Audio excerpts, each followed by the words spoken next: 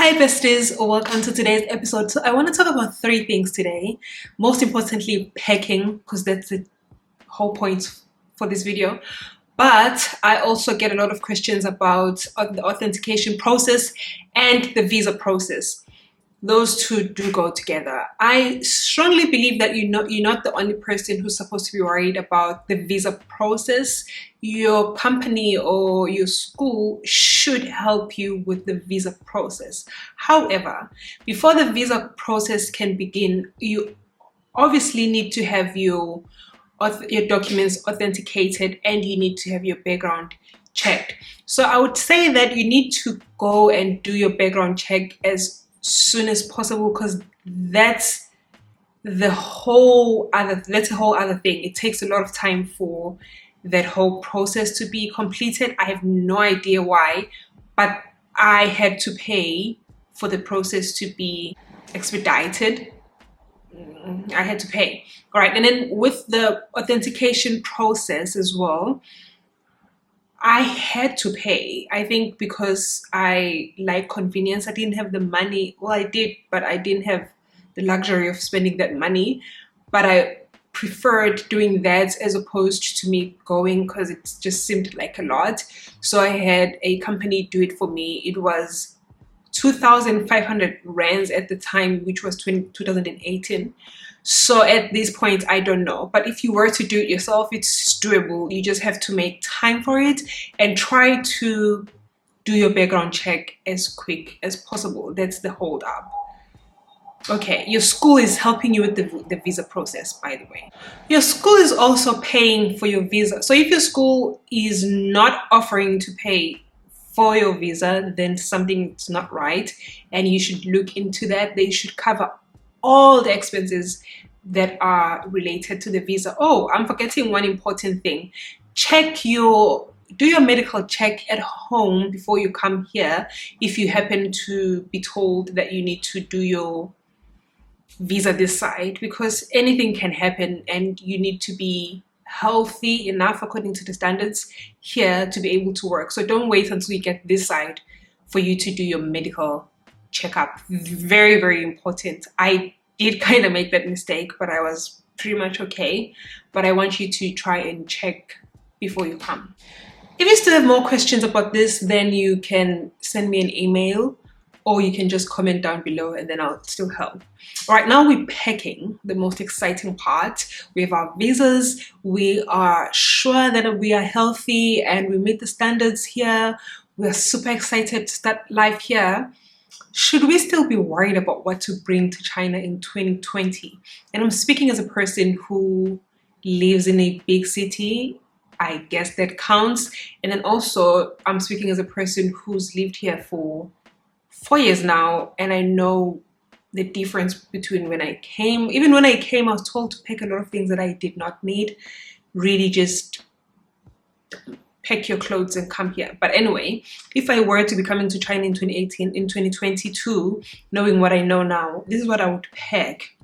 So I made a list so that I wouldn't forget. It's not a lot of things. I think the first thing I would pack is thick skin and the ability to turn a blind eye. You need to pack those two.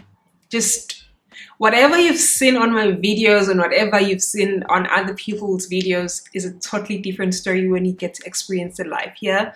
So just pack those two. In a thick skin, you pack your ability to turn a blind eye.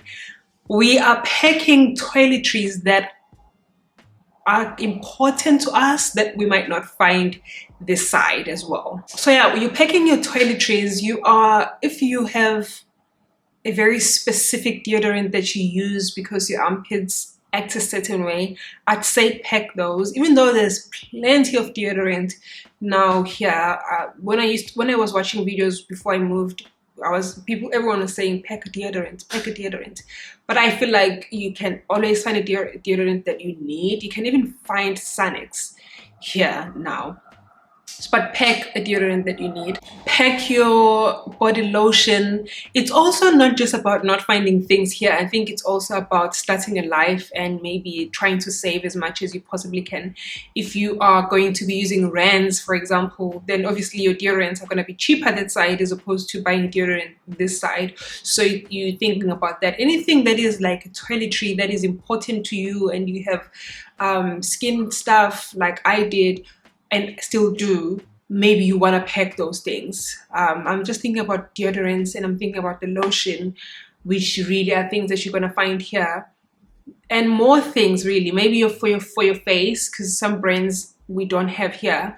But anyway, toiletries, anything that is super important to you that you struggle to find even at home, try to just pack that. I would say, if you, because you're just about to start your life, maybe you don't have enough money to buy new clothes, I would pack as much clothing as possible, especially because you're coming, it's going to be very cold soon in some parts of China. It gets really cold here, so you want to pack your warm clothes. You want to pack clothes according to the dress code, your schools or your workplaces dress code.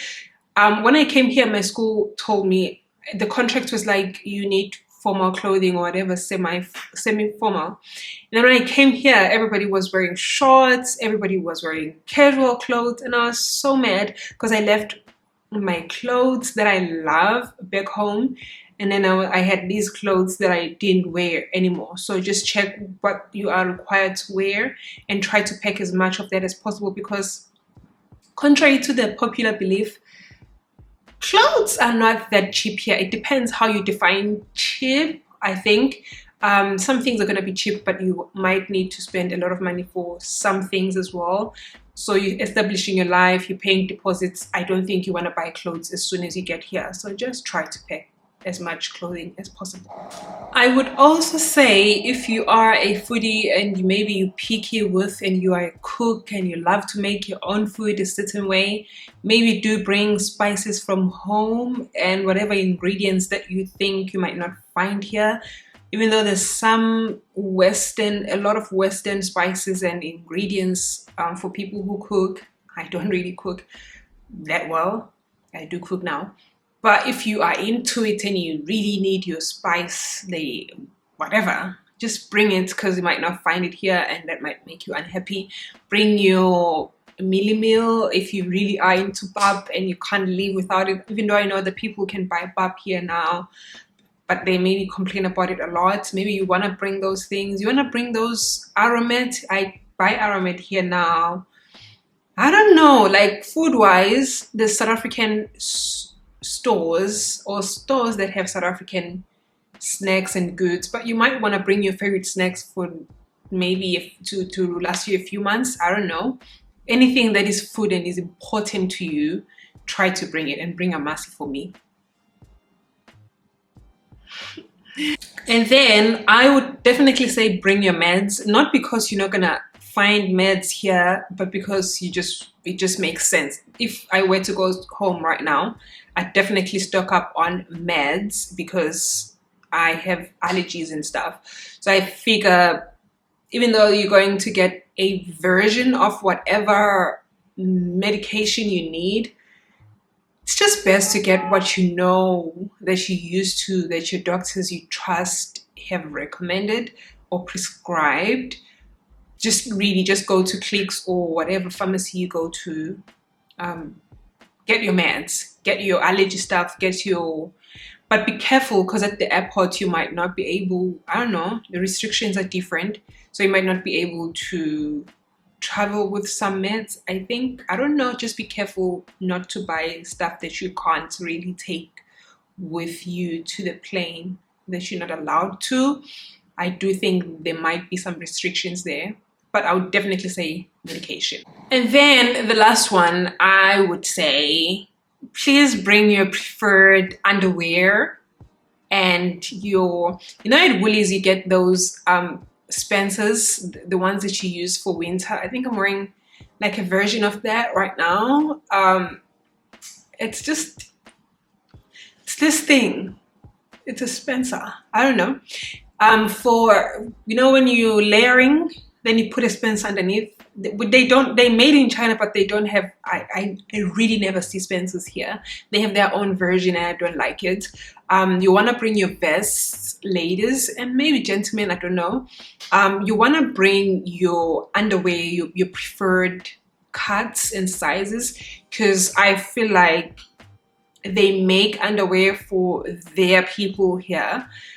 Shape, the world really doesn't get this, but shape counts and stuff. So you want to bring material. Just underwear here is different. I have a few stores that I've discovered now where I can buy my underwear that I do prefer, but sometimes I just want to go to Woolies.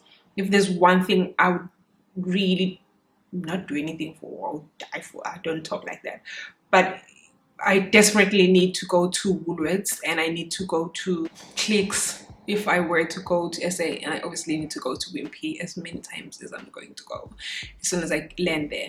But those are the two stores. Like, try to stock on your, what are you geeky about? You know, those, the small things that matter to me. The small things are the vests, my Spencers, my socks. You're gonna find nice socks here.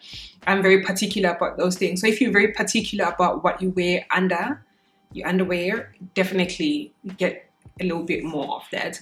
Otherwise, I think they've progressed here very much. If you go into a big city, you're definitely not going to struggle to get anything. You're going to find everything that you need. Well, for the most part, maybe 1% you're not going to find. You can always get stuff sent to you from home. So it's, I'll just say, focus more on not having a lot of stuff that you don't need and try to just get stuff that you might need. I hope this was helpful. Bye, you guys. Love you.